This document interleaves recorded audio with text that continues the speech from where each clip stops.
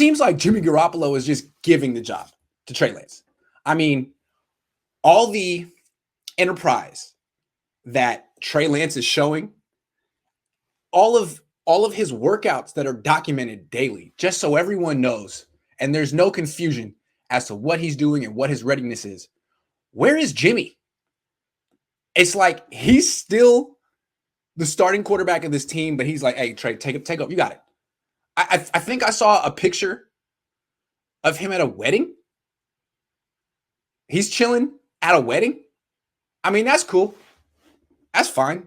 But Trey Lance isn't. He's supposed to be competing for his job. He's supposed to be taking it back. It seems to me like if it were anyone else, like let's say Drew Brees in his prime, or like Drew Brees when they drafted Phillip Rivers, would Drew Brees just be like, all right, Phillip, you take over, man. I'm going to chill and wait till they get rid of me? No. Drew Brees would just act more of a leader. He would just be more hands-on with his team. Hey, guys, we're going here. Oh, you want to go hang out with the backup quarterback? That's fine. I'm the starter. We're going to hang out. He's not doing that. So it seems to me like Jimmy Garoppolo is just waiting to leave. I don't think he wants to be here. If he wanted to be on the 49ers, he would be organizing some type of workout. He wouldn't just let the 21-year-old backup take his job. I just don't feel like he wants to be here. So, I mean, is he going to dog it in camp? No. He'll play, but he's not going to do anything above and beyond for this team. He'll fade away in the offseason, probably won't even return calls. That's what George Kittle says about him. Doesn't return calls or texts, come back, play like Jimmy, be himself, play to the best of his ability. And if he loses, he'll chalk it up to the Niners, throwing him under the bus again, rigging it, blaming him for stuff, having their mind made up, whatever.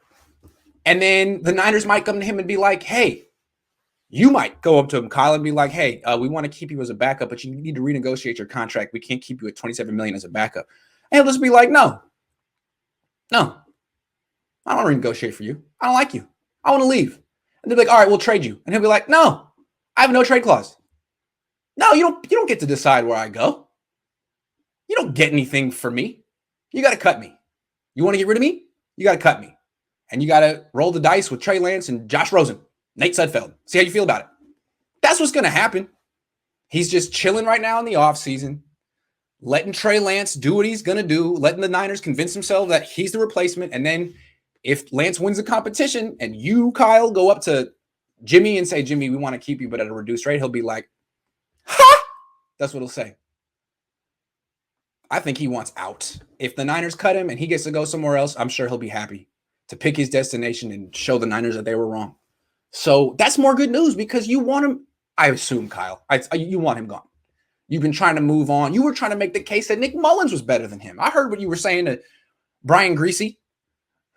I didn't hear it, but I know you have those, those production meetings before Monday Night Football games, and Brian Greasy was going on and on and on about how Nick Mullins is the smartest quarterback in the room. I mean, he's not in the quarterback room. Where do you hear that from?